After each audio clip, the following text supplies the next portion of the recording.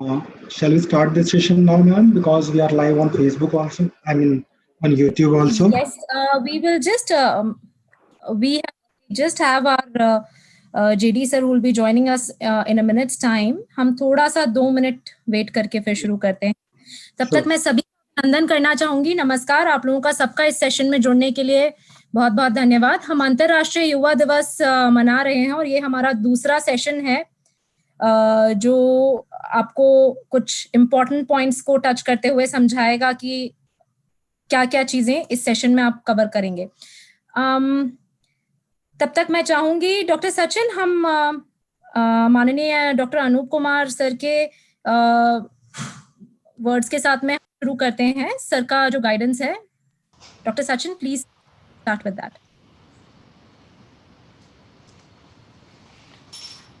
Good afternoon. आपले जे आयुक्त आहेत आरोग्य सेवा संचालकचे राष्ट्रीय आयोग अभियानचे डॉक्टर अनूप कुमार यादव यांचं मनोगत मी सांगणार आहे. कोविड-19 साथ परिस्थिती राज्यात अद्याप कमी झालेली नसली तरी बरे होणाऱ्या रुग्णांची संख्या व नियंत्रित मृत्यूदर नक्कीच दिलासादायक आहे. राज्यातील महानगरपालिका क्षेत्राबरोबरच ग्रामीण भागामध्ये देखील कोरोनाचा प्रादुर्भाव वाढत आहे. असे असले तरी राज्य शासन व सर्वसामान्य लोकांवर निर्माण झालेले आर्थिक संकट पाहता राज्याची वाटचाल अनलॉककडे होत आहे. त्यामुळे बहुतांश भागातील व्यवहार व जनजीवन हळूहळू पूर्वपदावर येत आहे. मात्र यामुळे सरकारबरोबरच लोकांची जबाबदारी देखील तितकीच वाढली आहे. सोशल डिस्टन्सिंग, मास्क व इतर प्रतिबंधात्मक साधनांचा वापर सर्वांसाठी अनिवार्य आहे. कोरोना संसर्गापासून बचाव करण्यासाठी सर्वांनी आपापल्या परीने दक्षता घेणे काळाची गरज आहे. शासन स्तरावर या आजाराच्या प्रतिबंधासाठी सर्वतोपरी उपाययोजना अंमलात आणण्यात येत आहेत. यासाठी आरोग्य सुविधाची रचना, कोविड केअर सेंटर, समर्पित कोविड हेल्थ सेंटर आणि समर्पित कोविड रुग्णालय अशा त्रिस्तरीय पद्धतीने करण्यात आलेली असून त्यानुसार कोविड रुग्णांवर उपचार सुरू आहेत. कोविड आजारासोबतच इतर संसर्गजन्य व असंसर्गजन्य आजारांकडेही प्रामुख्याने लक्ष केंद्रित करण्यात येत आहे. क्षयरोग, कुष्ठरोग, डायबिटीज, हायपरटेन्शन यासारख्या व्याधींवर देखील वेळेत उपचार होणे अत्यंत आवश्यक आहे. यासाठी आरोग्य व्यवस्थेमध्ये आवश्यक उपाययोजना करण्यात आलेल्या आहेत. कुठलाही आजाराचा रुग्ण उपचारापासून वंचित राहू नये यासाठी सर्वतोपरी प्रयत्न विभागाच्या वतीने करण्यात येत आहेत. लसीकरण, AMC, प्रधानमंत्री मातृवंदन योजना यासारख्या कुटुंब कल्याण विषयक कार्यक्रमांची देखील व्याप्ती व परिणामकारकता मोठी असून या निर्देशकांमध्ये सुधार करण्याचे प्रयत्न सातत्याने सुरू आहेत. माता व बाल मृत्यू दर कमी करण्याच्या दृष्टीने लक्ष केंद्रित करण्यात येत असून याचाच परिणाम म्हणून नुकत्याच जाहीर झालेल्या SRS सर्व्हेनुसार माता मृत्यू दर कमी असणाऱ्या राज्यांच्या यादीत महाराष्ट्राने केरळनंतर दुसरा क्रमांक कायम राखलाय. केरळचा माता मृत्यू दर 43 असून महाराष्ट्राचा 46 इतका नोंदवला गेला आहे. सार्वजनिक आरोग्य सेवांच्या वाटचालीत अधिक सुधार करण्याच्या दृष्टीने आमूलाग्र बदल आवश्यक असून यासाठी सध्या सुरू असलेल्या योजनांचे दीर्घकालीन नियोजन करणे गरजेचे आहे. ही बाब आवश्यक असून नाविन्यपूर्ण योजनांचा समावेश, मायक्रो प्लॅनिंग, तंत्रज्ञानाचा पुरेपूर वापर व दीर्घकालीन योजनांसाठी संभाव्य निधीची तरतूद या बाबी विचारात घेऊन रेखीव नियोजन करण्याचे धोरण ठेवण्यात आले आहे. कोविड साथरोगाच्या पार्श्वभूमीवर राज्यामध्ये सार्वजनिक आरोग्य सेवांची उपलब्धता व महत्त्व पुनश्च अधोरेखित झालेले असून केंद्र सरकार तसेच खासगी व स्वयंसेवी संस्थांच्या सहयोगातून त्यांना अधिक बळकटी आणण्याचे उद्दिष्ट आगामी काळात विभागासमोर आहे. काळजी घ्या, सुरक्षित रहा. Thank you doctor Sachin. इसी के साथ मैं माननीय डॉक्टर देवराज सर जो हमारे यहाँ जॉइंट डायरेक्टर CST डिपार्टमेंट है उनसे निवेदन करूंगी कि वो हमें थोड़ा सा मार्गदर्शन दें और अपने कुछ शब्दों के साथ हम इस सेशन को आगे बढ़ा पाए. Doctor Devraj sir. Thank you doctor Divya. सगळ्यांना गुड मॉर्निंग. आता आफ्टरनून झालेली आहे. बेसिकली इंटेन्शन यूथ डेच्या अनुषंगाने सगळ्या युवकांना थोडीशी माहिती HIV निगडीत देणं आणि त्यांच्या आरोग्याविषयी जे काही चॅलेंजेस आहेत त्याच्याशी अनुषंगाने ओबेसिटी, म्हणजे आता बरेचसे काही आणखीन 2-1 विषय आम्ही पुढे पण घेणार आहोत यावेळेस. ओबेसिटी आणि बहुतेक आपण डी ॲडिक्शन आणि अल्कोहोल वर पण घेतलेला आहे. तर सुरुवात एवढीच करतो की आपण जे प्रोव्हर्ब ऐकलेलं आहे, हेल्थ इज वेल्थ, आणि आजच्या काळामध्ये हेल्थ हे खरंच वेल्थ आहे या वाक्याला कोणी नाकारू शकत नाही. कारण की कोरोनाचा जसा प्रादुर्भाव झाला, सगळ्यात प्राथमिक सगळ्यात जी महत्वाची गोष्ट लोकांनी केली ती बेसिकली त्यांच्या आरोग्याविषयी जास्तीत जास्त जागृती किंवा माहिती घेणं किंवा या आजाराविषयी माहिती घेणं. आता आपण हा जो एक शब्द ऐकतोय कोरोना वॉरियर, कोरोना योद्धा, तर माझं थोडंसं एक पाऊल मी थोडस पुढे जाऊन असं म्हणेल की आजच्या युवकांनी कोरोना योद्धाच न होता एक आरोग्य रक्षक म्हणून काम करणं गरजेचं आहे. तर थोडे थोडे पॅकेट्स ऑफ नॉलेज म्हणतो ना आपण, की बेसिक नॉलेज प्रत्येक आजाराविषयी घेणं आणि त्यातल्या त्यात ते त्या नॉलेजचा वापर करून समाजासाठी काहीतरी करणं. तर बेसिकली या इंटेन्शनने आम्ही मागच्या 2 वर्षापासून जरी आम्ही HIV प्रोग्राम हा हाताळत असलो, पण आता जे काही त्याच्या आजूबाजूला आजार आहेत, HIV चा विषय का गांभीर्य आहे आणि तोही प्रामुख्याने युवकांसाठी का गांभीर्याचा आहे याच्यावर पुढे तुमचं मार्गदर्शन केलं जाईल. डिटेल प्रेझेंटेशन आहे. पण फक्त HIV पुरता मर्यादित न राहता आपल्या आरोग्याशी निगडीत जे जे काही इश्यूज आहेत त्याच्याबद्दल थोडीफार माहिती घेणं आणि तीच माहिती घेऊन आपल्या इतर सहकार्यांचं किंवा समाजात थोडंफार प्रबोधन करणं, या हेतूने आपण ही थोडीशी एक छोटीशी चळवळ सुरू केलेली आहे. याच्यामध्ये जे काही प्रेझेंटेशन्स आहेत, ऑनलाईन कंटेंट आहे, रेकॉर्डेड लिंक्स आहेत, हे आम्ही सगळ्यांना शेअर करतो जेणेकरून या माहितीचा जास्तीत जास्त प्रसार केला जाईल. तर थोडक्यात HIV का महत्वाचा आहे एवढंच की आपण राष्ट्रीय स्तरावरून किंवा आपलं जे एज ग्रुप आहे हे सेक्शुअली ऍक्टिव्ह ग्रुप आहे. माहितीचा अभाव जर राहिला तर म्हणतो ना की आपण थोडीशी दिशा भटकू शकतो आणि ती दिशा भटकली की मग तुमचं पुढचं आयुष्य पूर्वीच्या पूर्वी अशी म्हण होती की अंधारात गेलं, पण तसं न राहता थोडंसं आपण एक म्हणूया की एक मार्ग दाखवणं या अनुषंगाने आपण HIV ची माहिती तुम्हाला देत आहोत.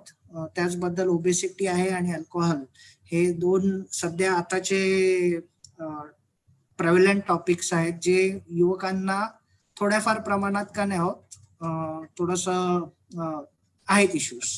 तर मी माझे होपफुली आपण या सगळ्या सेशन्सचा फायदा उठवून कमीत कमी आपला जवळचा एखादा मित्र त्याच्यापर्यंत जरी ते माहिती पोहोचू शकला तर मग या सगळ्या कार्याचं थोडंसं फलित होईल अशी माझी अपेक्षा आहे. मी थोडक्यात इथं थांबतो आणि पुढे डॉक्टर सागर आणि त्यांच्या टीमना जे सेशन्स आहेत, प्रेझेंटेशन आणि टेक्निकल नॉलेजचे सेशन्स आहेत ते कंटिन्यू करायला थोडं रिक्वेस्ट करतो.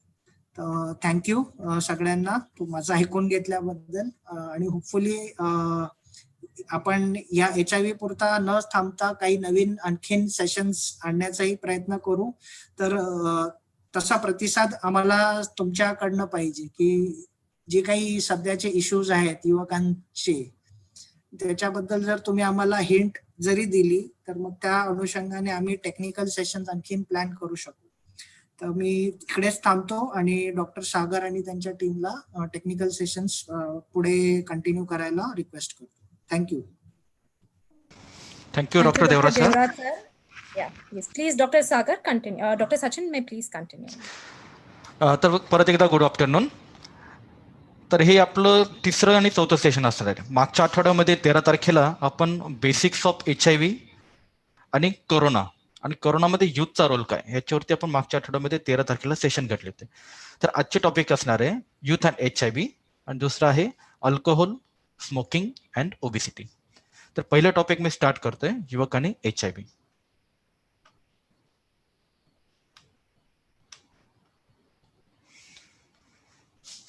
तर HIV बद्दल आपण पहिल्यांदा बघू की HIVचा सध्याचा सिनेरिओ काय, सध्याची परिस्थिती भारतामध्ये, महाराष्ट्रामध्ये, नंबरमध्ये काय आहे ते आपण बघून घेऊ.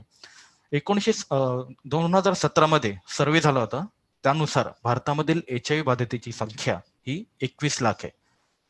म्हणजे अंदाजित त्यांनी काढली होती 21 लाख हे HIV पॉझिटिव्ह व्यक्ती त्यांनी अपेक्षित धरले होते. आणि स्टेट वाईज त्यांनी त्यांचा प्रिव्हॅलन्स केला. प्रिव्हॅलन्स म्हणजे काय, तर 100 व्यक्तींमागे किती लोक पॉझिटिव्ह आहेत. तर भारताचा अंदाज होता, टोटल भारताचं कंट्रीचं बघितलं तर 0.22 म्हणजे 0.22% हा भारताचा प्रिव्हॅलन्स होता. आणि ह्या प्रिव्हॅलन्स पेक्षा जास्त प्रिव्हॅलन्स असणारे राज्य म्हणजे तामिळनाडू, दिल्ली, महाराष्ट्र, गोवा, कर्नाटक, आंध्र प्रदेश, तेलंगणा. आणि सगळ्यात जास्त प्रिव्हॅलन्स असणारी राज्य north east side, Mizoram, Manipur आणि नागालँड. सगळ्यात जास्त प्रिव्हॅलन्स 2.04% हा मिझोरमचा होता. आणि महाराष्ट्राचं आपण बघितलं तर महाराष्ट्रामध्ये जर इंडियाचा 0.22 होता तर महाराष्ट्राचा 0.33% हा प्रिव्हॅलन्स आहे. म्हणजे जो भारताचा आपण जर अंदाज घेतला की सरासरी, तर भारताच्या सरासरीपेक्षा महाराष्ट्राचा जास्त आहे.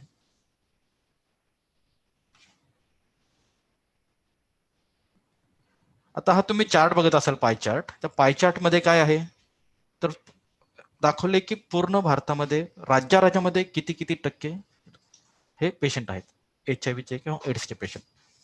तर भारतामध्ये सगळ्यात जास्त 15% पेशंट हे महाराष्ट्र राज्य कव्हर करत आहे. महाराष्ट्रानंतर आंध्र प्रदेश, कर्नाटक, तेलंगणा, वेस्ट बेंगाल, तामिळनाडू हे 10 स्टेट ऑलमोस्ट 17% पेशंट कव्हर करतात. आणि भारतामध्ये बघितलं तर 15 ते 29%, 29 वयोगटातले एकूण प्रमाण हे संपूर्ण लोकसंख्येच्या 25%.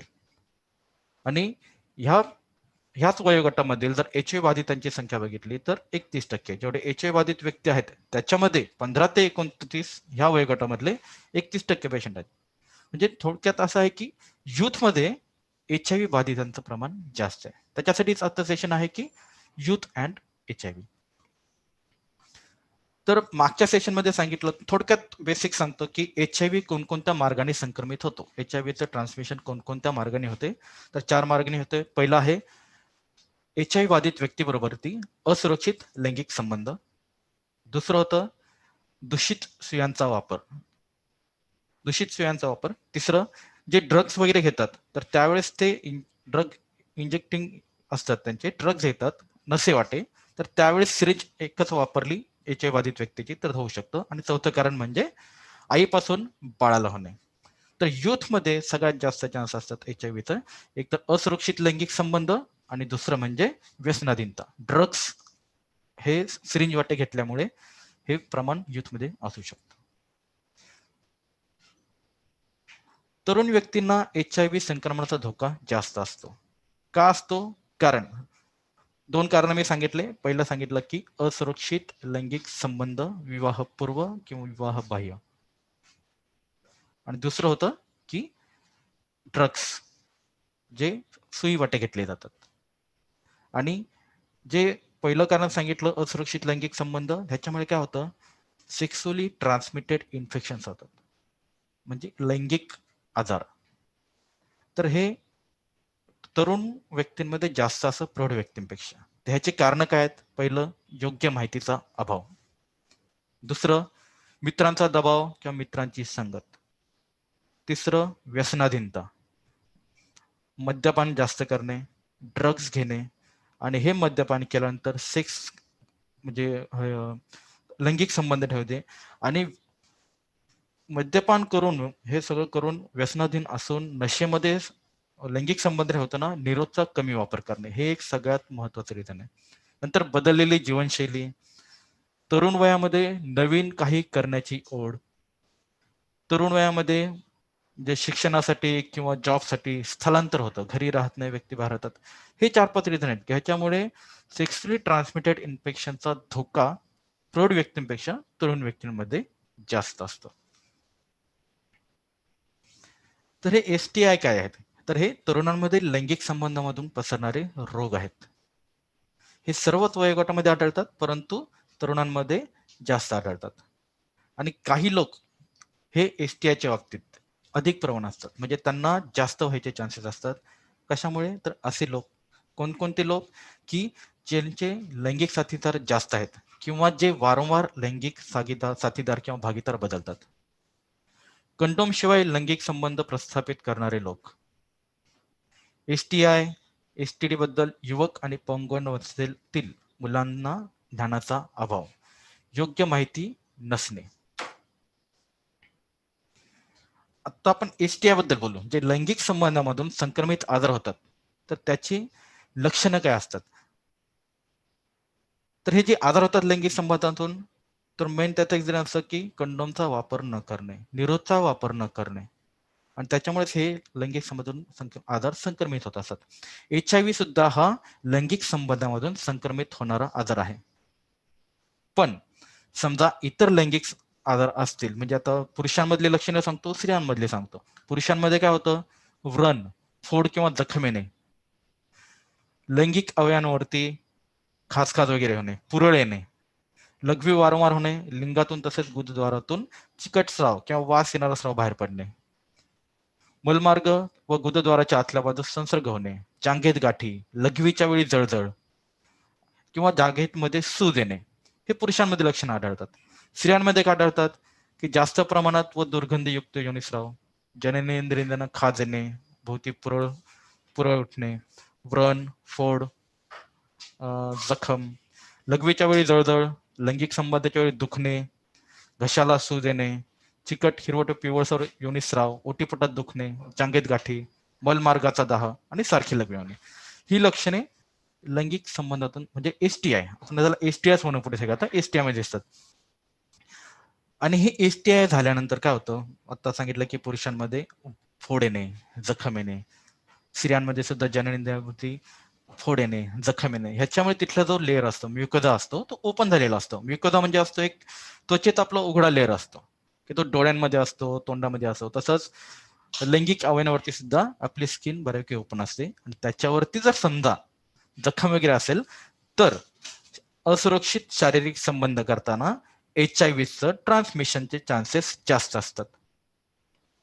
म्हणून STI बद्दल आजच्या सेशनमध्ये थोडं जास्त सांगितलं जात आहे. तर हे जे गुप्तरोग आहेत, हे गुप्तरोग झाल्यानंतर ह्याच्यावरती औषधोपचार उपलब्ध आहेत. तर कुठे आहेत ते, हे गव्हर्नमेंटचे जे हॉस्पिटल आहेत, सुरक्षा क्लिनिक, तर तेथे ही ह्याच्यावरती औषधं भेटतात. आणि ह्याच ठिकाणी दिशा म्हणजे एकात्मिक समुपदेशन व तपासणी केंद्र, integrated counselling and testing centre, त्याला ICTC म्हणतात, हे प्रत्येक तालुक्याच्या ठिकाणी जे ग्रामीण रुग्णालय आहेत, सब डिस्ट्रिक्ट हॉस्पिटल आहेत, डिस्ट्रिक्ट हॉस्पिटल आहेत, मेडिकल कॉलेज आहेत, इथे HIVची तपासणी मोफत केली जाते. ज्यांना गुप्तरोग आहे त्यांना ऍडवाइस केलं जातं की तिथल्या जवळच्या सेंटरमध्ये जाऊन ICTC मध्ये जाऊन HIVची टेस्टिंग करून घ्यायची. आता हे गुप्तरोग सांगितले तुम्हाला, तर हे गुप्तरोग होऊ नये, तुम्हाला आणि तुमच्या प्रियजनांना हे आजार होऊ नये, ह्याच्यासाठी तुम्ही कसं सुरक्षित ठेवलं पाहिजे स्वतःला. तर पहिली गोष्ट आहे, निरोधचा वापर नियमित व योग्य प्रकारे करा. स्वच्छता, वैयक्तिक व प्रजनन अवयवांची लैंगिक संबंधानंतर लैंगिक प्रजनन अवयव धुवावे. मासिक पाळी दरम्यानची स्वच्छता ठेवा. नंतर आहे सरकारी दवाखान्यामधील सुरक्षा क्लिनिकमध्ये संपूर्ण उपचार घ्या. बऱ्याच लिंग सांसर्गिक आजारांची लक्षणे दिसत नाहीत, असिम्प्टोमॅटिक असतात, काही त्रास वगैरे नसतो, त्याची डॉक्टरांकडून आतून करून घेतलेली तपासणी छुपे आजारांचे निदान करण्यास उपयुक्त ठरते. समजा तुमचे असुरक्षित लैंगिक संबंध आले, तुम्हाला काही त्रास वाटला, तर जवळचे जे सुरक्षा क्लिनिक आहेत तिथे गुप्तरोगावरती उपचार वगैरे भेटतात, तिथे उपचार तुम्हाला फ्री ऑफ कॉस्ट भेटतात. आता STI आणि HIV याच्यामध्ये संबंध काय, तर STIचे प्रमाण जास्त असलेल्या लोकांमध्ये लैंगिक संक्रमित HIVचे प्रमाण जास्त दिसून येते. रिझन काय, तर STI झाल्यानंतर लैंगिक अवयवांवरती जखमा झालेल्या असतात, त्याच्यामुळे असुरक्षित संबंध आले तर HIVचं संक्रमण जास्त होऊ शकतं. ह्याला रिझन काय, तर म्युकोजामध्ये बदल. म्युकोजा म्हणजे काय, तर आपल्या त्वचेचा उघडा झालेला लेअर असतो. तर STIची उपस्थिती ही HIV संक्रमणाचा धोका 5 ते 10 पटीने वाढवू शकते. समजा एखाद्या व्यक्तीला सेक्सुअली ट्रान्समिटेड इन्फेक्शन आहे, हे गुप्तरोग आहे, अशी व्यक्ती जर HIV बाधित व्यक्तीबरोबर त्याचे संबंध आले असुरक्षित, तर ज्याला हे STI नाही त्या व्यक्तीपेक्षा 5 ते 10 पटीने त्यांचा धोका जास्त असतो. आणि STIचा योग्य उपचार केल्यास HIV संक्रमणाचा धोका सुद्धा कमी होतो. HIV ग्रस्त तरुणांना कलंक आणि भेदभावाचा जास्त सामना करावा लागतो. आता आपण युथ आहात, तर युथ मध्ये आपल्याला आपले काही मित्र वगैरे मैत्रिणी किंवा कोणी ओळखीचे हे HIV पॉझिटिव्ह असू शकतात. प्रत्येक वेळी असं नसतं की HIV हा त्या व्यक्तीला असुरक्षित लैंगिक संबंध किंवा नशा केल्यामुळे समलैंगिक संबंध ठेवल्याने असं असू शकतो. ह्याला इतर कारण म्हणजे आईपासून मुलाला सुद्धा HIV असू शकतो. आणि ह्या पण ज्या गोष्टी आता बोललो की असुरक्षित लैंगिक संबंध, समलैंगिकता ह्यांना मध्ये सामाजिक आपण थोडं हे करतो. तर तसा भेदभाव नाही करायला पाहिजे. ह्या व्यक्तींना आपण सांभाळून घेतलं पाहिजे. बऱ्याच ठिकाणी कसं होतं की जे HIV ग्रस्त लोक आहेत त्यांना जॉबला किंवा ट्रीटमेंटसाठी किंवा इतर ठिकाणी एक कलंक म्हणून त्यांना त्यांची सेवा नाकारली जाते. तर 8 पैकी जवळपास एकाला असं जे सर्वे झाले त्याच्यात असं दिसलं की 8 पैकी एका लोकाला असं कलंक किंवा भेदभाव केला गेला आहे. तर जोखीम करण्यासाठी काय करायला हवे हे सगळ्यात मेन आहे. जोखीम करण्यासाठी कमी करण्यासाठी तर पहिलं रिझन व्हायचं. पहिलं रिझन काय होतं HIV ट्रान्समिशनचं की असुरक्षित लैंगिक संबंध. ह्याच्यासाठी आपल्या पार्टनर बरोबर आपण एकनिष्ठ राहिलं पाहिजे.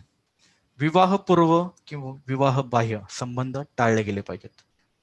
जर कधी काळी असे संबंध आले तर नेहमी कंडोम वापरणे. ड्रग्सचे जे हे घेतात सेवन वगैरे करतात किंवा अल्कोहोल घेतात तर त्यावेळेस व्यवस्थित स्वतःची काळजी घेतली पाहिजे की त्या अवस्थेमध्ये नशेच्या अवस्थेमध्ये आपण लैंगिक संबंध ठेवले नाही पाहिजेत. कंडोमचा वापर हा वारंवार सांगतो की नेहमी कंडोम वापरणे. जर तुम्हाला योग्य काही माहिती पाहिजे असेल योग्य कारण आपण काय करतो इतर मित्रांकडून जी तोंडी माहिती असतो आपल्याला माहित म्हणजे अयोग्य माहिती दिली जाते आणि त्या आधारे आपण आपल्या स्वतःला ट्रीटमेंट घ्यायला बघतो. इतर काही गोष्टी करत असतो. तर त्याच्यासाठी जर तुम्हाला योग्य माहिती पाहिजे असेल तर national AIDS control organization, Maharashtra state AIDS control society MSACS ह्याच्या ज्या साईट्स आहेत किंवा काही NGOज आहेत त्यांच्या काही साईट्स आहेत. WHO साईट आहे, CDCच्या साईट्स आहेत. ह्याच्यावर ते एकदम व्यवस्थित माहिती दिली असते की कशामुळे HIV होतो, कशामुळे होत नाही. तुमच्यामध्ये काही असं कन्फ्युजन असेल तर ते त्या ह्याच्यावरून कन्फ्युजन दूर होतात. आणि भारतामध्ये 1097 हा नंबर ह्या शंका कुशंका दूर करण्यासाठी आहे. एक हेल्पलाईन आहे 1097 हा नंबर लक्षात ठेवा. ह्या नंबरवरती कॉल करून तुम्ही ज्या काही तुमच्या शंका असतील शंका कुशंका HIV रिलेटेड त्याच्यामध्ये गुप्तरोग आले, ब्लड बँक संदर्भात काही प्रश्न असले काही जो असुरक्षित लैंगिक संबंध आले असतील त्या संदर्भात असले, HIV बद्दल काही ट्रीटमेंट बद्दल तुम्हाला विचारत असेल तर त्याबद्दल आले तर हे सगळे काही असतील तर तुम्ही 1097 ह्या नंबरवरती कॉन्टॅक्ट करू शकता. तर हे आता एवढं सांगितलं की HIV आणि युथ बद्दल. पहिलं काय होतं सिनेरिओ की भारतामध्ये 25% लोक हे 14 ते 29 वयोगटामध्ये आहेत आणि त्याच वयोगटामधले 31% लोक HIV पॉझिटिव्ह आहेत. जेवढे HIV पॉझिटिव्ह लोक आहेत तर ह्या वयोगटामध्ये 31% लोक आहेत. युथमध्ये HIVचं प्रमाण जास्त आहे. त्याच्यासाठी रिझन काय सांगितले एक तर मेन होतं की असुरक्षित लैंगिक संबंध कारण ह्या वयामध्ये सेक्शुअल ऍक्टिव्ह असतात ऍडोलेसेंट लोक असतात. नवीन नवीन तारुण्यामध्ये पदार्पण केलेलं असतं त्याच्यामध्ये नवीन काहीतरी करण्याची इच्छा असते. परत मित्रांच्या संगती वगैरे आणि एक ऑपोजिट सेक्स बद्दल आकर्षण असतं. तर ह्याच्यामुळे एक रिस्क बिहेव्हर टेक असतं एक तर ते रिस्क बिहेव्हर असतं त्यांचं त्याच्यामुळे ते रिस्क घेऊ शकतात. त्याच्यासाठी काय काळजी घ्यायला पाहिजे तर सांगितल्याप्रमाणे संबंध टाळले पाहिजेत. नेहमी कंडोम वापरणे आणि जे काही ड्रग्स वगैरे काही घेत असतील सुई वाटे वगैरे तर ते पण टाळलं पाहिजे. त्याच्यासाठी अनेक NGO वगैरे आहेत त्या सुविधा पुरवतात. आणि जर तुम्हाला योग्य माहिती पाहिजे असेल तर national AIDS control organization MSACS एमडॅक्सच्या वेबसाईट आहेत आणि हेल्पलाईन नंबर 1097 आहे ह्याच्यावर तुम्ही कॉन्टॅक्ट करू शकता. आता मी डॉक्टर सागर यांना इन्व्हाइट करतो की ते तुम्हाला अल्कोहोल, स्मोकिंग आणि ओबेसिटी म्हणजे मद्यपान, धूम्रपान आणि लठ्ठपणा ह्या संदर्भात थोडं मार्गदर्शन करते.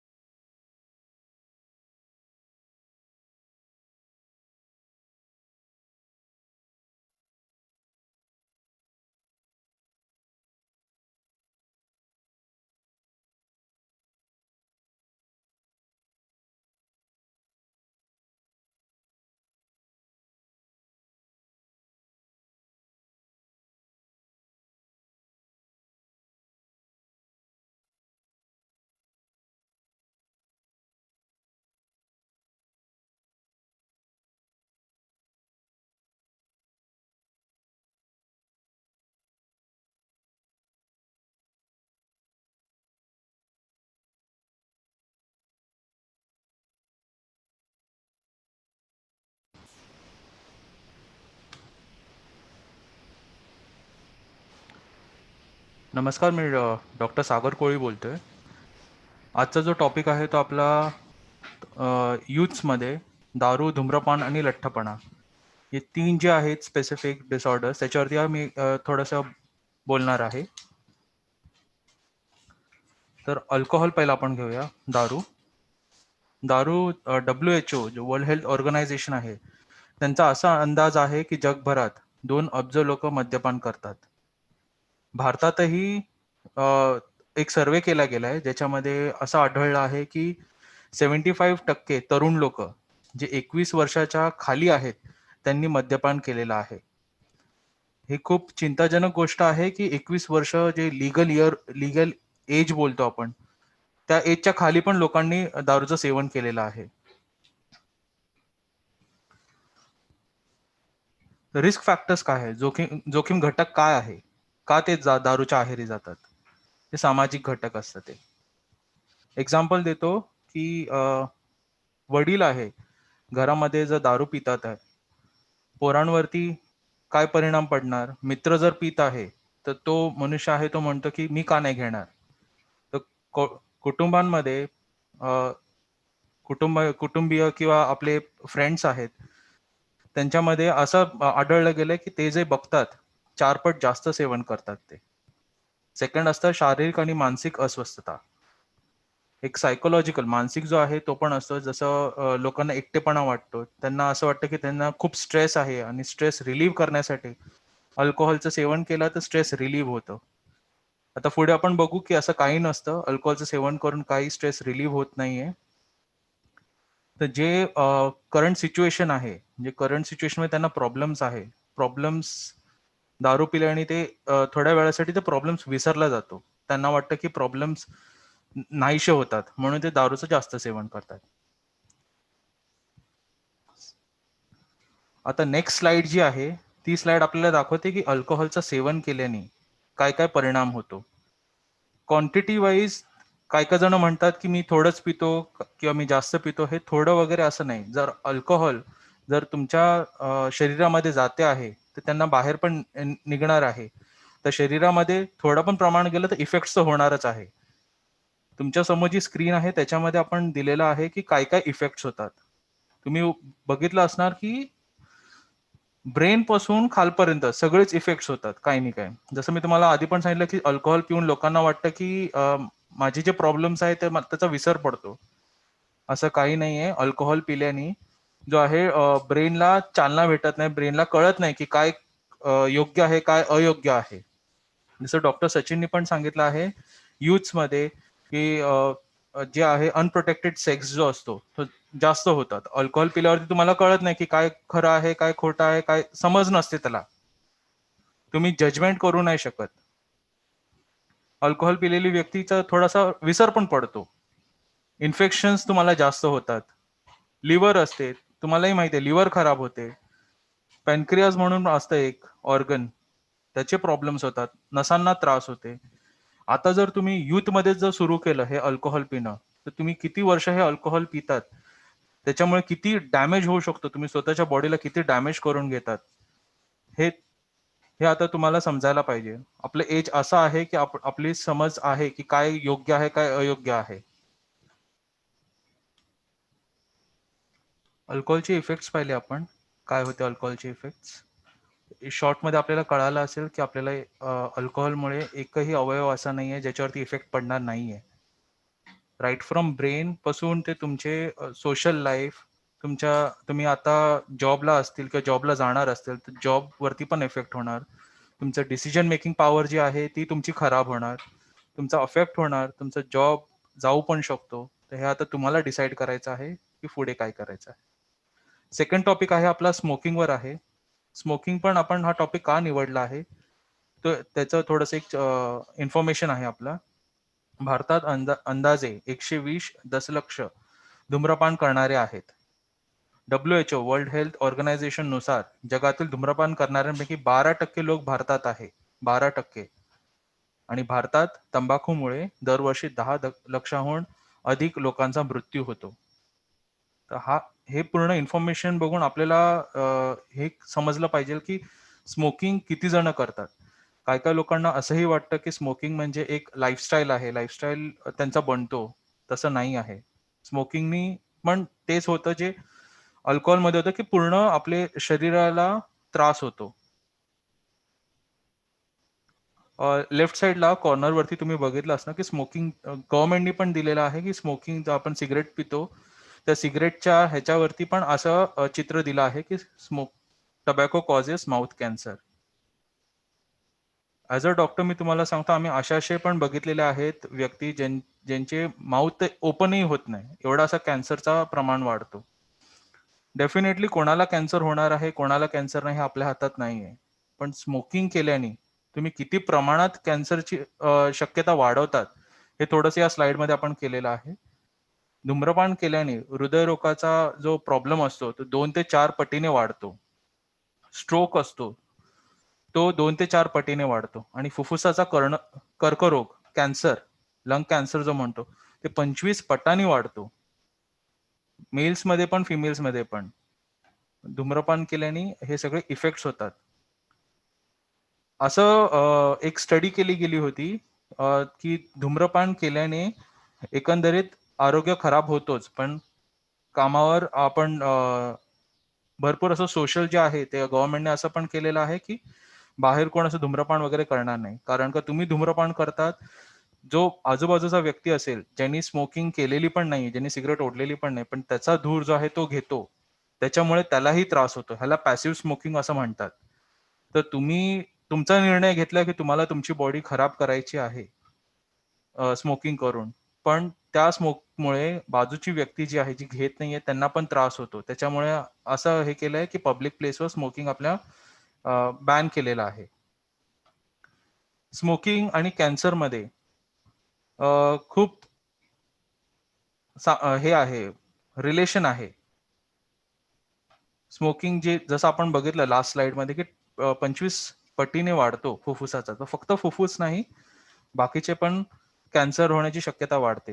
आता जसं तुम्ही स्लाइडवरती बघितलंच असणार की तोंडाचा कॅन्सर आहे, घशाचा आहे, हा लंग्स तर होतोच 25% वाढतो, पण बाकीचे कॅन्सर आहे ते पण वाढतात. जसं किडनीचा आजार आहे, स्टमकचा आहे, सगळे आजार आपले वाढतात. तर स्मोकिंग केल्याने भरपूर काही गोष्टी ज्या आहे आपल्या प्रॉब्लेमॅटिक होतात. सोशल लाईफ आपलं प्रॉब्लेमॅटिक होतं, फॅमिली लाईफ आपली प्रॉब्लेमॅटिक होते. पुढे गेल्यावर तुमचं पण फॅमिली होणार आहे. आता तुम्ही यंग आहात, यूथसाठी बोलतो, ज्यांची लग्न नाही झाले, ज्यांची लग्न झाले त्यांच्यासाठी पण आहे की त्यांनी पण फॅमिली पुढे गेली आहे. तुमच्या स्मोकिंगमुळे तुमचे जे मुलं मुली असणार त्यांना पण इफेक्ट होणारच आहे.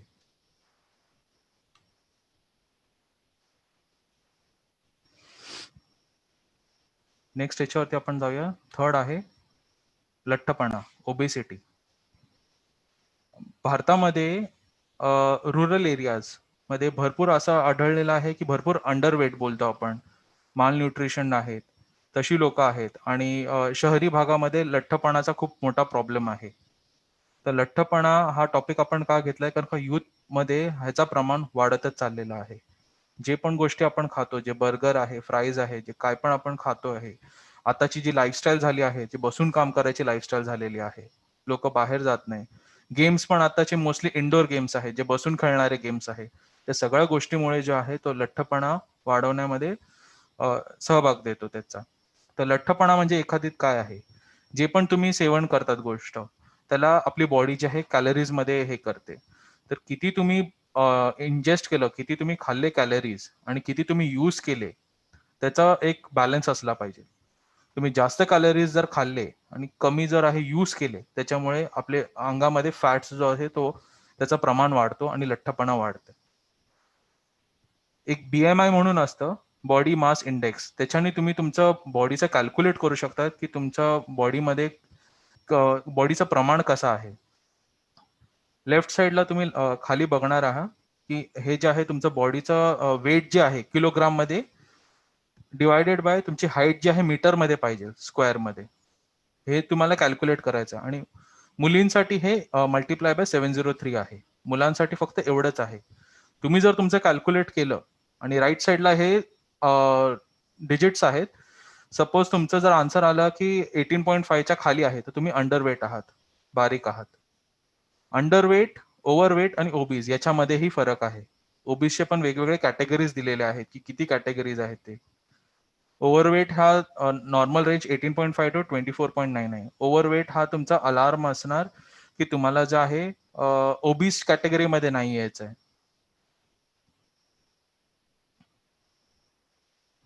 आता इकडे जसं मी तुम्हाला सांगितलं, इंडिया जो आहे ते अंडरवेटच्या पॉप्युलेशन मध्ये पण भरपूर आहे आणि ओव्हरवेट पॉप्युलेशन पण भरपूर आहे.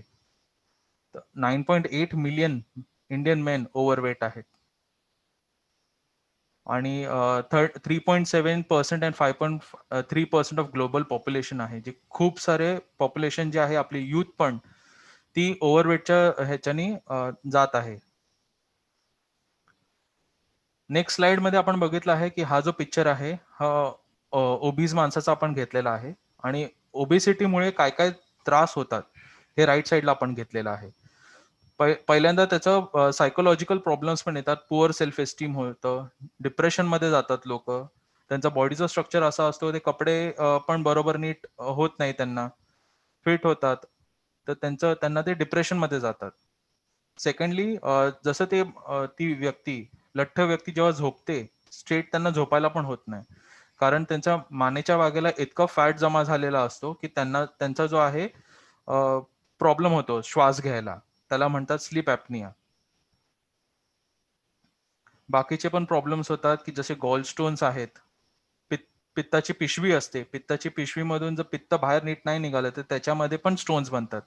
आपल्याला किडनी स्टोन्स म्हणजे माहीत असतात, हे पित्ताचे पण स्टोन्स असतात, ते पित्ताचे स्टोन्स तिथे बनतात. रिनल मध्ये पण आहे.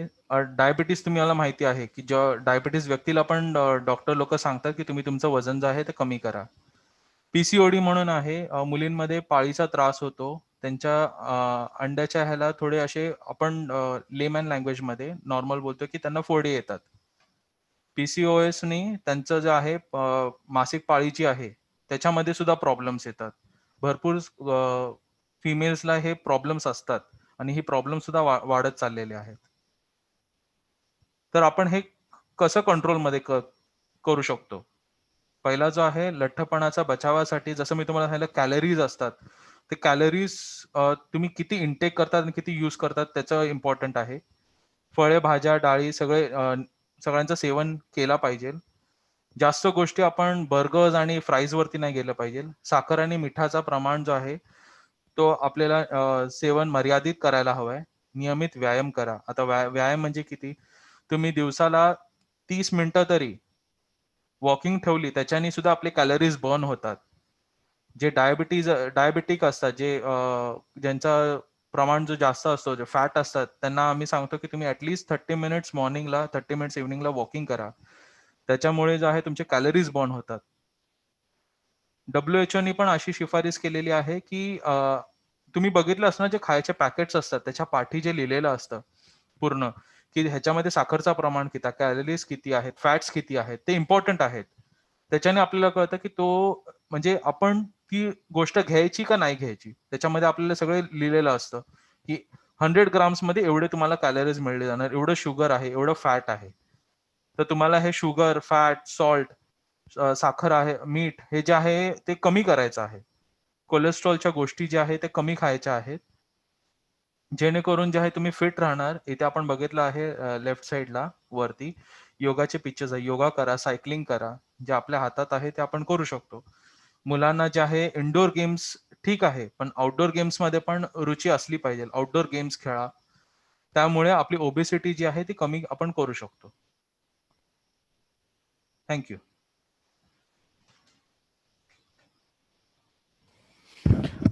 कोणाला काही प्रश्न असतील तर तुम्ही चॅट बॉक्स मध्ये टाकू शकता.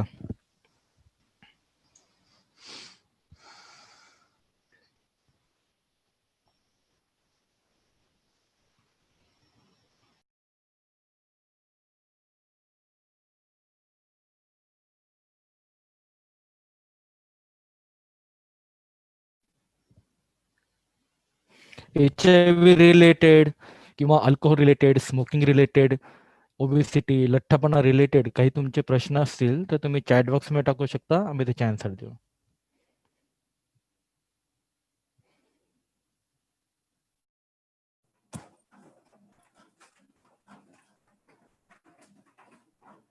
डॉक्टर सचिन, मी रीड करू का क्वेश्चन्स? हां. How to reduce obesity? Obesity रिडक्शनच्या याच्यावरती मी सांगितलं आहे प्रिव्हेंटिव्ह मेजर्स, की तुम्ही जे आहे कॅलरी नोट डाऊन करू शकता, की किती कॅलरीचं सेवन करतात आहे, किती कॅलरीज तुम्ही बर्न करतात आहे. आता कॅलरीज बर्निंग पण इम्पॉर्टंट आहे, जसं मी बोललो लाईफस्टाईल मॉडिफिकेशन इम्पॉर्टंट आहे. बहुतांश आपले कामं जे आहेत बसून होतात, तर ती कामं जी आहेत कामाचं स्वरूप आपण बदलू नाही शकत, पण मॉर्निंगला आपण एक्सरसाइजेस करू शकतो. योगा जसं सांगितलं योगा करू शकतो, सायकलिंग करू शकतो. तेही नाही झालं तर ऍटलीस्ट 30 मिनिट्सचा तुम्ही वॉक घेतला सकाळी, 30 मिनिट्सचा इव्हनिंगला वॉक घेतला. ग्रीन टी आहे, ग्रीन टी मेटाबॉलिझम मध्ये वाढवतो. हे छोट्या छोट्या गोष्टीचं पण तुम्ही पालन केलं तर डेफिनेटली ही ओबेसिटी जी आहे, कॅलरी बर्निंग इफेक्ट जो आहे तो होणार आणि ओबेसिटी कमी करण्यामध्ये खूप हेल्प होईल आपल्याला. What is effect of alcohol on diabetics? म्हणजे डायबेटिक असेल तर इफेक्ट काय होऊ शकतो अल्कोहोलचा? अल्कोहोल आणि डायबिटीज, जसं आपण ह्याच्यामध्ये पण बघितलं की आपण जो आहे अल्कोहोलचं सेवन केल्यामुळे भरपूर सारे ऑर्गन्स जे आहे ते अफेक्टेड होतात. आता तुम्ही डायबिटीज जो आपण बघतो तर डायबिटीजचं प्रमाण जो आहे, साखरेचं प्रमाण का वाढतो? कारण का शरीरामध्ये इन्सुलिनचं प्रमाण जो आहे तेवढा होत नाही. पॅनक्रियाज जो असतो, पॅनक्रियाजमध्ये प्रॉब्लेम होतो. या पॅनक्रियाज अल्कोहोलमुळे सुद्धा प्रॉब्लेम होतो. तर अल्कोहोलमुळे जर पॅनक्रियाजमध्ये जास्त प्रॉब्लेम झाला तर तुमचे डायबिटीज जी आहे ती कंट्रोलमध्ये राहणार नाही. ज्यांना डायबिटीज नाहीये त्यांना सुद्धा डायबिटीज होईल. तर एकदम डायरेक्टली प्रपोर्शनल आहे. अल्कोहोल घेतल्याने पॅनक्रियाज खराब झाल्यामुळे तुमचे बाकीचे प्रॉब्लेम्स होतात. What happens due to assumption of tobacco? Consumption. Consumption म्हणजे ऑलरेडी कव्हर झालेलं आहे, तरीही टोबॅको कन्झम्पशन केल्यामुळे काय होऊ शकतं? आपण एक व्हिडिओ सुद्धा बघितला आहे टोबॅको कन्झम्पशन मध्ये, की टोबॅको फक्त आपण स्मोकिंग म्हणजे धूम्रपान बोललेलो आहे, सिगरेटमध्ये नसतो, तर बीडीमध्ये सुद्धा असतो.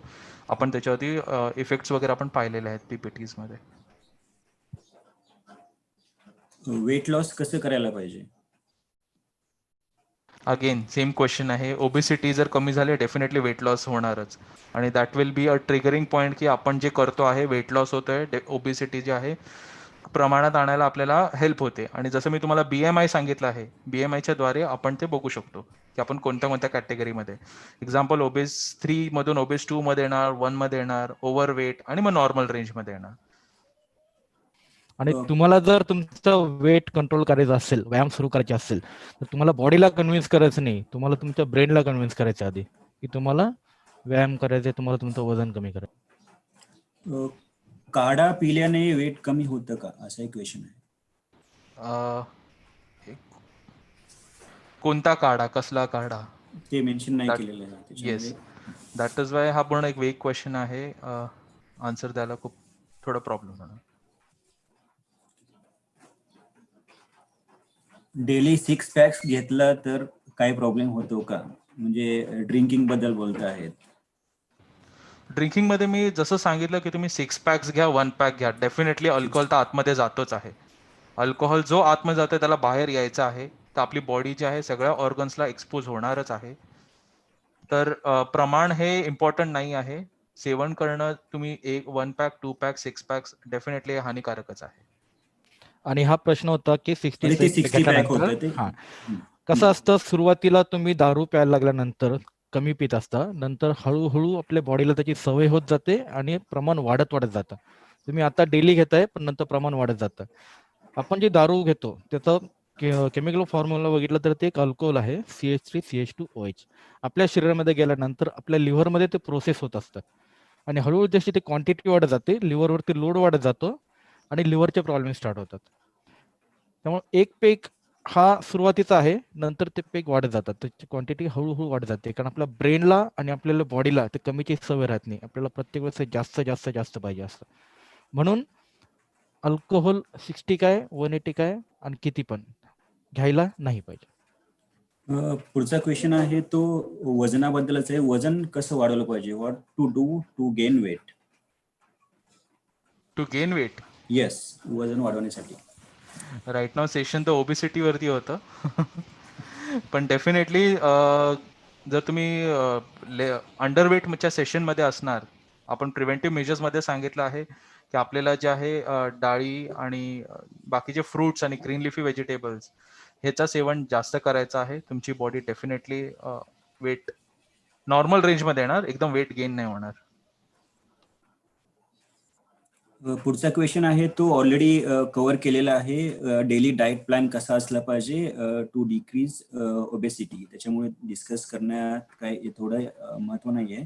येस. पुढे आहे धूम्रपान दारू व्यसन कमी करण्यासाठी काय करावे, आणि धूम्रपान आणि दारूमुळे पित्ताचा त्रास जास्त होतो का?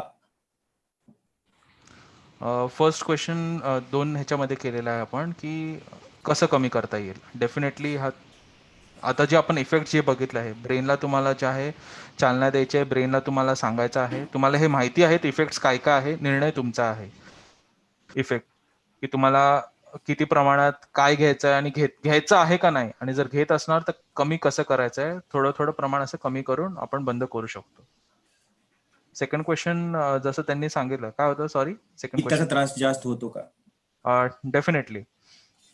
पित्त जसं मी म्हणालो तुम्हाला, की तुमचा जो आहे अल्कोहोल जो आहे तो शरीरात जाणार, आपला जो स्टमक असतो त्याच्यामध्ये एक ऍसिड बनत असतं, तर ऍसिडिक कंटेंट जी आहे ती जास्त होते आणि डेफिनेटली पित्ताचा त्रासही होणार आपल्याला. तो एक आहे. सेकंडली तुम्हाला सांगितलं, आपलं पित्ताची जी पिशवी असते, पित्ताच्या पिशवीमधून तो पित्त जो आहे जेव्हा पण आपण फूड घेतो, जेव्हा पण आपण जेवण घेतो, तर हळूहळू ते पित्त जो आहे बाहेर पडत असतो. अल्कोहोलमुळे हे सगळे प्रॉब्लेम जो आहे येणार, आणि आपण जो आहे जास्त सेवन करत नाही आणि ते पित्ताच्या पिशवीमध्येच पित्त राहतात आणि गॉल स्टोन्स म्हणून बोलतात, तर गॉल स्टोन्स पण तिकडे येतात. तर या सगळ्या गोष्टीमुळे पित्ताचा त्रासही होतो आपल्याला आणि डेफिनेटली होतं आपल्याला. धूम्रपान करणाऱ्या स्त्रियांना चेस्ट कॅन्सर होतो का? त्यांना ब्रेस्ट कॅन्सर असं बोललं जाणार. जी. डेफिनेटली होतो. माणूस आणि स्त्री, म्हणजे पुरुष आणि स्त्री दोघांमध्ये एकच प्रमाणे 25% ते वाढला जातो, 25 टाइम्स वाढला जातो, सॉरी, प्रमाण धूम्रपान केल्याने. एक चांगला क्वेश्चन आहे की शाळेतील मुलं सुद्धा धूम्रपान आणि ड्रिंक करतात, त्यांना काउन्सिलिंग कसं करावे? ॲज अ यूथ जे आहे, जर तुम्हाला माहिती आहे तर तुम्ही हे पॉईंट जे आहे ते त्यांना समजू शकतात. तेच आहे की त्यांना एक स्टेटस सारखं वाटतं. आता तो असं झालेला आहे की आपला एक स्टेटस बनतो की आपण धूम्रपान करतो किंवा अल्कोहोल करतो, असं समज झालेला आहे लोकांचा. जे तुम्हाला सेशन घेतलं आहे, जे तुम्हाला माहिती आहे की ह्याचे इफेक्ट्स आता काय होतात, पुढे काय होतात, ते जर तुम्ही त्यांना समजून दिलं नीट, तर हेल्प होईल, भरपूर हेल्प होईल. आणि व्हिडिओ दाखवले त्यांना ह्या संदर्भातले. जसे आता डॉक्टर सागरने मग 2 व्हिडिओ दाखवले, अल्कोहोल रिलेटेड आणि स्मोकिंग रिलेटेड, त्याचे किती घाण परिणाम होऊ शकतात. असे व्हिडिओ सुद्धा खूप इफेक्टिव्ह असतात. तर अशा शाळेतल्या मुलांना वगैरे आपण हे व्हिडिओ शेअर केले पाहिजेत. टॉपिकच्या थोडा बाहेरचा आहे, पण कॉफी पिणे शरीरासाठी चांगलं आहे का?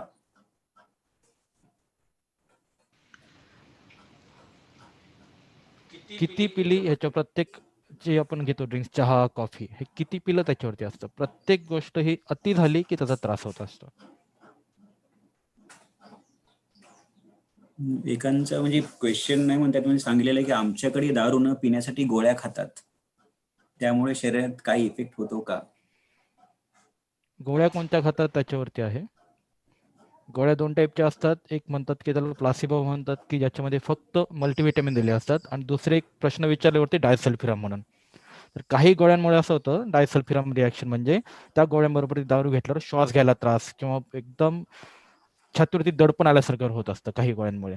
तर त्या कोणत्या गोळ्या घेतात ह्याच्यावर पण डिपेंडेंट आहे. एक क्वेश्चन आहे ज्याचा ऑलरेडी आन्सर दिलेला आहे. क्वेश्चन असा आहे की कॉलेजची मुलं पण धूम्रपान करतात, त्यांना कसं प्रवृत्त करावं? पण डॉक्टर सचिन आणि डॉक्टर सागर यांनी ऑलरेडी सांगितलेलं आहे की तुम्ही व्हिडिओ दाखवू शकतात, काउन्सिलिंग करू शकतात, त्याचा दुष्परिणाम आहेत तेच तुम्ही सांगून त्यांना प्रवृत्त करू शकतात. येस. चालणे फिरणे करूनही पोटाचा घेर कमी होत नाही, यासाठी काय करायला पाहिजे? चालणे फिरणे करूनही Yes. किती चालतात तुम्ही त्याच्यावर आहे. जसं मी सांगितलं, 30 मिनिट्स मॉर्निंग वॉक करा, 30 मिनिट्स इव्हनिंग वॉक करा. वॉकिंग केल्याने फक्त पायाचे मसल्स काम नाही करत आहे. जसं तुम्ही बघणार, हे तुम्ही वॉकिंग करताना तुमचे हात सुद्धा हलत असतात. त्याच्याने फक्त पायाच्या मसल्स वरती नाही पण भरपूर शरीराच्या मसल्स वरती इफेक्ट होतो. आणि तिकडचे जे आहेत चरबी वगैरे तुम्हाला माहिती असेल, तुम्हाला घाम पण येतो. तर तुम्ही नोट केलं असं की तुम्हाला घाम पाठी पण येतो, पुढे पण येतो. असं नाही की पायाने चालतं की पायालाच घाम येतो. तुम्हाला माहिती नसतं पण शरीराचा हर एक म्हणजे पार्ट आहे तो हेल्प करत असतो. म्हणून बोलतात की वॉकिंग बेस्ट असते, वॉकिंग करायलाच हवी आहे. डेफिनेटली तुम्हाला लगेच आज वॉकिंग केली तर एक दिवसात एका हफ्त्यात मे बी नसेल मिळत. तुम्ही रेग्युलर ठेवा वॉकिंग, जसं सांगितलंय तसं नॉर्मल पेस मध्ये, जास्त फास्ट धावायचं पण नाहीये. नॉर्मल पेस मध्ये सुद्धा वॉकिंग केली तर डेफिनेटली फरक पडणार त्याच्यामध्ये. एक क्वेश्चन असा आहे की if I smoke and drink occasionally त्याच्यामुळे कॅन्सर होऊ शकतो का? Nice question. ऍक्च्युली ओकेजन असं काही नसतं. जे म्हणतात की मी फक्त विकेंडला पितो, विकेंडला स्मोक करतो, ओकेजनलीच पितो, तसं नसतं. जसं मी सांगितलं की प्रमाण जो आतमध्ये जातो, जो तुम्ही स्मोकिंग केल्याने पण जे धूर असतो तो आतमध्ये जातो, आज न उद्या तो इफेक्ट देणारच आहे. आमच्याकडे असेही पेशंट्स आलेले आहेत जे ऍडमिट होते हॉस्पिटलमध्ये, श्वास घ्यायला त्रास होता. त्यांनी सांगितलं की मी 5-10 वर्ष झाले मी स्मोकिंग आणि अल्कोहोल सोडलेलं आहे, तरी पण मला असा त्रास का? तर त्यांना ते समज देणं इम्पॉर्टंट आहे की तुम्ही जे घेतलेलं आहे ते कुठे ना कुठे इफेक्ट होणारच आहे, ते आज ना उद्या दाखवणारच आहे बॉडीमध्ये. तुम्ही यंग एज पासून स्टार्ट केलं तर यंग एज मध्ये तुमचा बॉडीमध्ये किती प्रमाण तो वाढला असेल हे तुम्हाला माहिती पाहिजे. शेवटचा थोडा क्वेश्चन क्लिअर नाही आता जस्ट केलेला आहे, पण यात आई वडीलच्या मुलांना सांगणे कितपत योग्य आहेत किंवा अनुकरण पण करतात? आई वडील समाजभूमी कशी करावी, म्हणजे हे आहे की आई वडिलांनी कशा प्रकारे काउन्सिलिंग करावं किंवा कशा प्रकारची भूमिका बजावावी?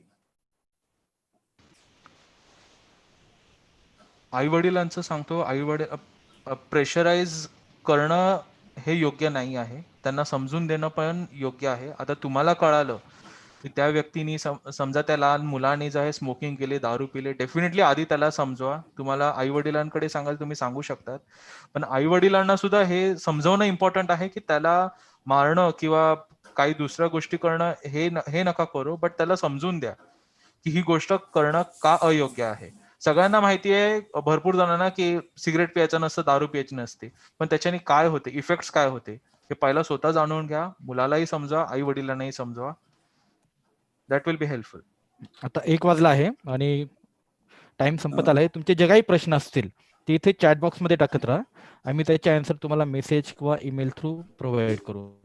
अजून एक सांगायचं होतं, जर तुम्हाला HIV एड्स संदर्भात काही शंका कुशंका असतील, जर क्लिअर करायचे असतील, तर त्याच्यासाठी नॅकोचं सुद्धा एक ऍप्लिकेशन आहे. प्ले स्टोअर मध्ये गेल्यानंतर NACO टाईप केल्यानंतर नॅकोचं एक ऍप्लिकेशन येतं. त्याच्यामध्ये HIV रिलेटेड सगळी माहिती आहे. HIV संदर्भातील कुठल्या सुविधा कुठे कुठे दिल्या जातात, कोणकोणत्या आहेत, सगळीच्या सगळी माहिती दिली आहे. त्याच्यामध्ये इन्फॉर्मेशन सुद्धा, इन्फॉर्मेटिव्ह व्हिडिओ सुद्धा आहेत. सगळ्या गोष्टी त्याच्यामध्ये भेटतील. प्ले स्टोअर मध्ये जाऊन NACO कॉपी केल्यानंतर नॅकोचं तुम्हाला ऍप्लिकेशन भेटेल. Thank you doctor Sachin and thank you Sagar. मैं पूरे आईटेक टीम को भी थैंक यू कहना चाहूंगी ये सेशन कंडक्ट करवाने के लिए, और आप सभी का अभिनंदन करना चाहूंगी कि आप लोगों ने हम लोगों के साथ ये सेशन ज्वाइन किया. उम्मीद करते हूँ कि आप लोगों को इस सेशन में इंफॉर्मेशन जो मिली होगी वो आपके काम की होगी. बाकी जैसा डॉक्टर सचिन ने बताया है, आप हमारा ऐप डाउनलोड करके और हमारे हेल्पलाइन नंबर से कोई भी इंफॉर्मेशन पा सकते हैं. हेल्पलाइन नंबर 1097 और ऐप का इंफॉर्मेशन जैसा आपको मिला हुआ है. इसी के साथ मैं आज का ये सेशन खत्म करती हूँ. Thank you so much everyone. Once again thank you for joining us in this session. Thank you सगळ्यांना आमच्याकडून पण. थँक्यू.